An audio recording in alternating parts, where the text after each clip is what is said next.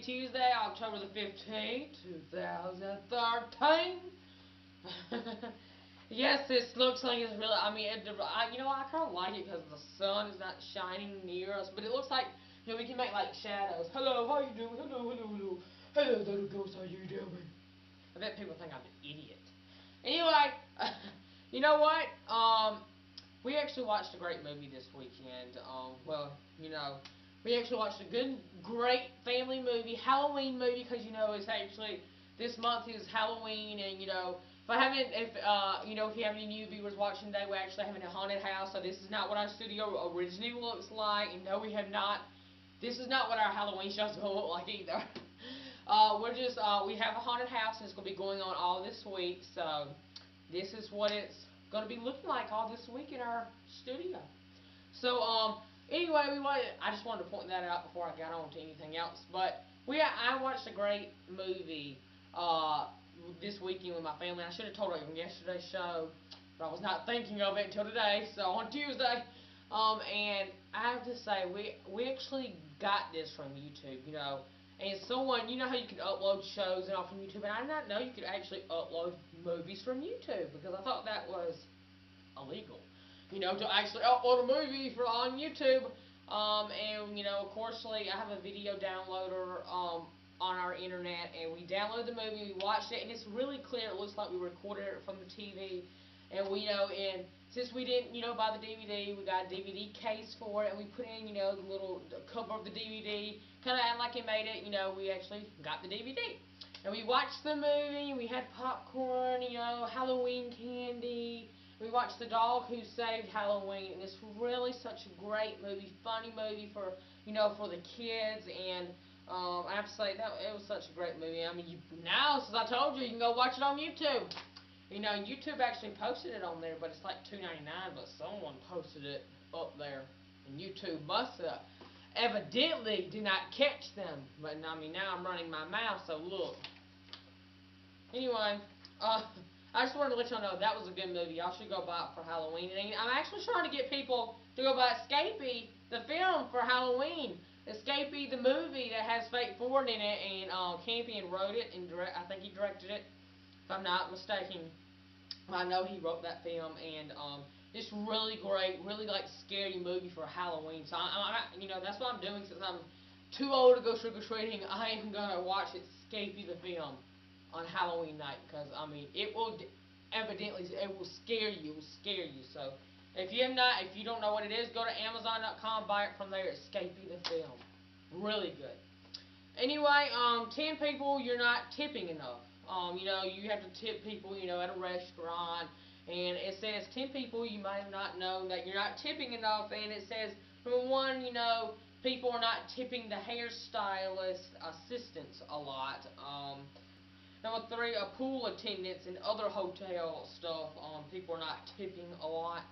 It says, while you're likely known to tip at the Valiant and Bellman, and now the hotel, there are a few other hotel staffers who regularly get stiffed.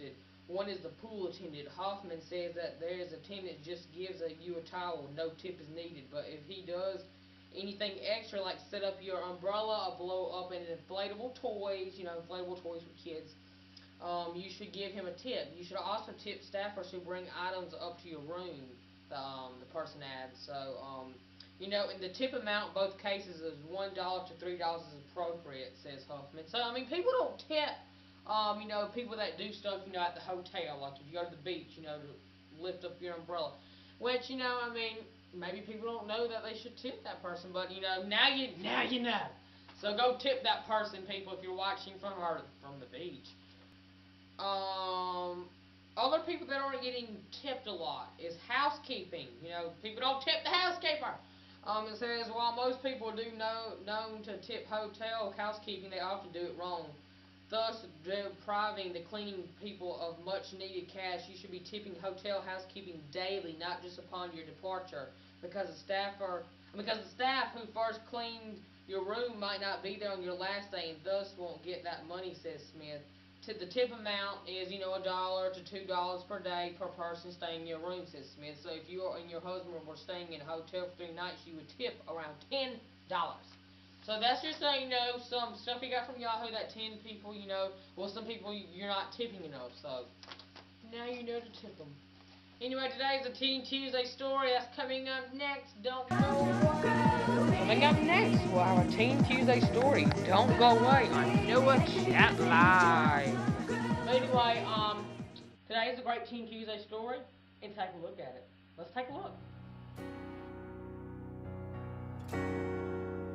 Amanda Clark. Nice, honest, caring, trustworthy. Who needs friends, compassion, love. Who feels anger and compassion. Who fears death and being alone.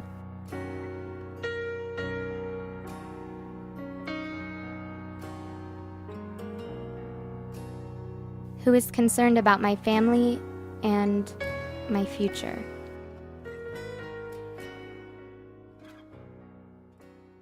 Most people that I know, like, if they're older than you, they don't really want to be friends with you, but Amanda was like my best friend. She was fun to be with.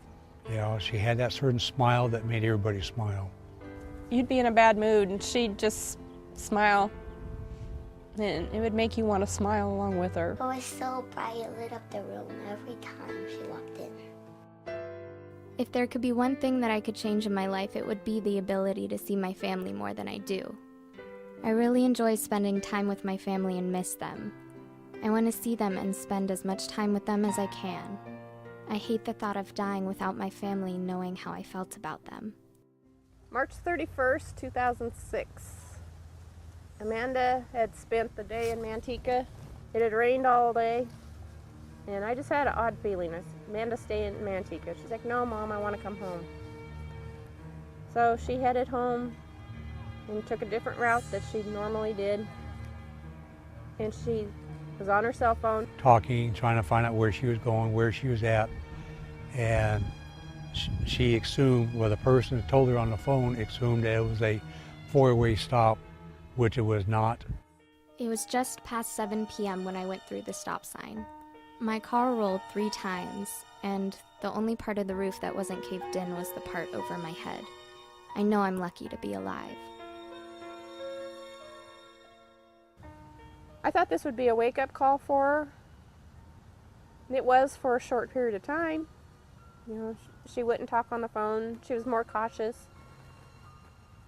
But she got more confident in her driving again, in the sense of, hey, I've survived one. I'm invincible. Nothing's going to happen to me now. I believe everything happens for a reason, and the reason for my car accident is to let me know that I need to slow down and pay more attention. I know that I need to change how I've been living my life. My phone and talking to my friends put my life in danger. I realize how easy it is for my life to be over because I wasn't paying attention. I'm glad to have one more chance to prove myself. Truck 5271 Zapsine, wrecked one passenger vehicle on its stop. On April 1st, 2007, we received an emergency response call to the area of 120 and I-5. Upon arrival, we found a car that had gone over the embankment and a person pinned inside. The first responders came to the hospital too and informed us that it took 40 minutes to get her out of the car. And for 20 of those minutes, she wasn't breathing. I know a person cannot survive without oxygen for that length of time. But as a mother, I couldn't let go. I had to hold on to any shred of hope. I want to tell her story. I need for everybody to hear it. And one thing I tell teenagers is, when you get in that car, think of Amanda. That phone call can wait, because it's just not your life, it's somebody else's life that you're going to hurt. Cell phones being used in cars, it's a selfish act, because you're putting not only your life in your hands, but everybody on the road with you. And that are the chances you take every time you pick up that phone when you're behind the wheel. Teenagers nowadays, they think that they were invincible, that they can talk on a cell phone and drive. They don't realize how dangerous it is. Amanda would say that phone call's not worth it. There's no text that could come across or no information that would be more important than being able to hug your daughter or greet your son or celebrate their birthday. Kids just tend not to realize how important that is to us as parents. No parent should say goodbye to their child.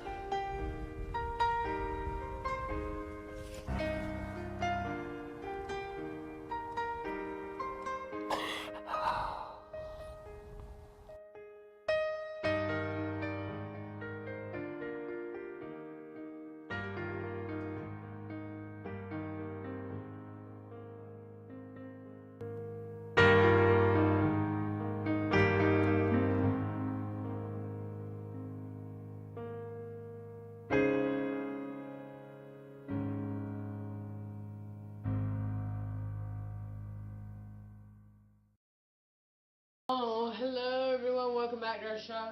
Thank you all so much for joining us for today for our show, and we'll see you back here tomorrow. Bye everyone, and excuse me for that nasty thing that just... Have a great day, we'll see you tomorrow, bye-bye everyone.